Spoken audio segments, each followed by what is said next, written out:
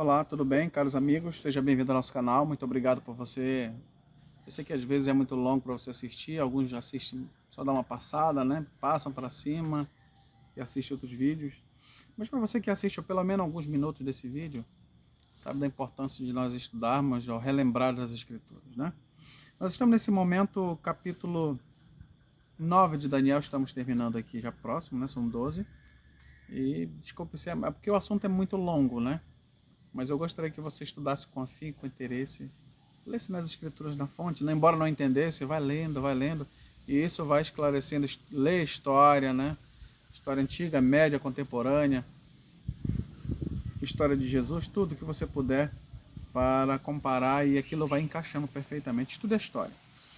O capítulo 9 fala sobre a oração de Daniel, né? Daniel estava no exílio na Babilônia, já estava há muito tempo, já estava bem velhinho, né? E a profecia de Ezequiel dizia, né, que ele iria passar 70 anos, né, no exílio da Babilônia, né? E já estava se encerrando. E Deus parece que não estava cumprindo, então ele estava orando, né? Senhor, nós cometemos os erros, nós fizemos coisas erradas e estamos com... E ele se colocou no bolo também. Se a nação estava ali sendo dominada por outros povos, sendo humilhada, o templo derribado, né? Tudo estava ruim, mas ele estava aceitando que era a justiça de Deus, né? O Senhor pertence à justiça e nós o corá de vergonha, né? E ele começa a fazer, né? Segundo a lei de Moisés, estamos sofrendo realmente por causa das nossas consequências do pecado. E ele no verso 17 pede para que Deus ouça a oração e responda, né? E também atenda, né? Por amor e a misericórdia que ele tem. No capítulo, no verso 20, né? Já fala que Deus já ouve a oração dele, né? Apareceu o anjo para confortar, para consolar. E ele falava a Deus, né? Apareceu o anjo e começa a falar o seguinte, olha, começa a explicar para ele as coisas, né? 24. 70 semanas tu determinaras sobre o teu povo, sobre a tua cidade, para fazer cessar a transgressão, para dar fim aos pecados, para expiar a iniquidade, para trazer justiça, para selar a visão e a profecia para ungir o santo dos santos. Então ele está falando de vários assuntos nesse tópico, né? Então ele está falando da liberação, da reconstrução de Jerusalém, da retomada, da como é que seria o futuro, e também está falando de salvação eterna.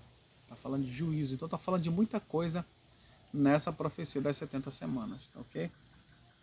Sabe e entende, olha que ele começa a dizer, sabe e entende. Desde a saída da ordem para restaurar e para edificar Jerusalém até ungido é o príncipe 7 semanas e 62 semanas.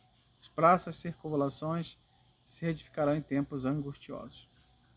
Depois das 62 semanas será morto ungido e não estará, e o povo de um príncipe há de vir destruir a terra. Então nesse contexto aqui, se a gente for analisar a história do povo de Israel, voltamos lá para trás, o rei Ciro, o rei Xerxes, né? Todos eles foram reis passivos, né? Pacíficos. Eles dominavam, tiravam o rei ali, mas eles mantinham o reinado funcionando. Eles eram bastante bondosos com as pessoas e com as religiões.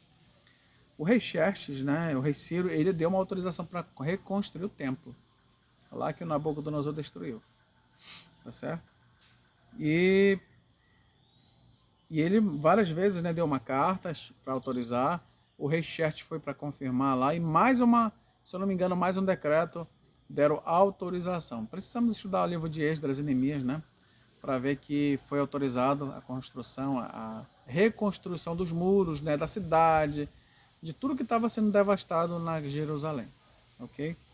Só que nesse quadro, né, que nós enxergamos aí, tinha um prazo. Sabe, entende, desde a saída da ordem, então é uma data. Qual foi a data? Aí que entra a questão detalhada da parte histórica. Porque o Ciro deu um decreto, Xerxes deu outro, tem um terceiro Artaxerxes. 3 decretos. O primeiro deu autorização, mas o segundo deu uma... Agora o terceiro que de fato restabeleceu, né, tirou a vergonha do povo de Israel, toda destruída, amassada, né, quebrada, que realmente as coisas foram restabelecidas. Leia o livro de Neemias e Esdras, vê que a cidade foi restaurada completamente no ano 457. Veja na história esse detalhe, ok? E fala também de um final desse período das 70 semanas, que dá 490 anos, vai dar exatamente no ano 34. No ano 31 a 34, em que Jesus foi ungido, foi batizado. Alguns afirmam que 3 anos depois aconteceu a profecia, mas se aponta para o Messias, em que ele veio e foi batizado com 31 anos, ou 34 anos, 31 anos, né? Ele foi batizado. Mas depois ele foi morto e já não estaria entre nós. Então é importante nós estudarmos esse assunto. Finalizo dizendo aqui o verso 27. Ele fará firme aliança com muitos por uma semana. Então ele foi batizado nessa semana. Na metade da semana ele foi morto. Ou seja, metade de 7 é 3 anos e meio. Então ele foi morto com 34 anos aproximadamente. Mas a profecia de tempo de justiça, de misericórdia para os judeus, para o seu povo, foi no ano 34. Quando o Estevão foi apedrejado, não sei se vocês lembram lá em Atos. Isso é importante dar uma refrisada, né? Então, isso encerra o capítulo 9, né? Assunto bastante interessante. O 10, o 11 e o 12 são bem detalhados, precisamos estudar a parte histórica, tá certo? Que Deus nos abençoe e nos guarde. Que o Senhor continue comigo e com você. Todas essas profecias são necessárias nós estudarmos das 70 semanas, tá certo? 2.300 manhãs, porque elas vão fazer a gente compreender sobre o futuro do povo, o futuro do mundo, através dessa grande estátua desses 4 animais. Então que Deus nos abençoe e nos guarde, muito obrigado, e que o Senhor grandemente nos abençoe e nos enche de alegria, de paz, de felicidade. Muito obrigado por assistir conosco. Esse foi o resumo da Bíblia, a palavra de Deus desse capítulo, e até a próxima aventura. Muito obrigado e até a próxima.